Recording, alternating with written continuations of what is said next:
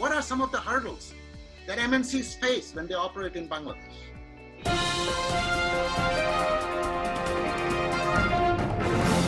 As a FICCI body, we interact with the regulatory bodies. One is actually we have to see that whether with the neighboring countries we are competitive or not. Whatever fiscal regulations are there, whether they are changing constantly. Because when investments are done, they actually want to think fiscal policy to be the same for longer period of time, because there is a question of ROI, there is a question of consistency of a different kind of fiscal policy affecting the business, because there are 19 laws which actually govern a business. So it is a labor law, it is this, it is that. So all other issues that we have to see that constantly, it does not change every year.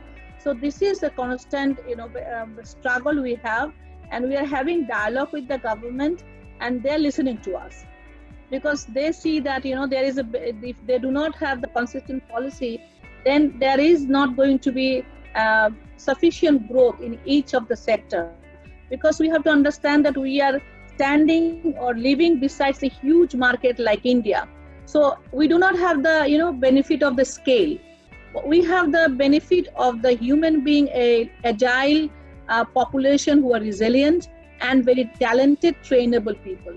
So the only one benefit is not going to outweigh the benefit of the skill. So we have to be smart in terms of fiscal policy, in terms of having now the power system is good. Our power cost should be competitive. Our port facilities that like from Vietnam to Shanghai, it takes only 5 days. So we have to also have that kind of system where the turnover time for any cargo is minimum. So we need efficiency at all level, and government is open to discussion, and it is interesting that they're listening to us. So BIDA has taken an automated route.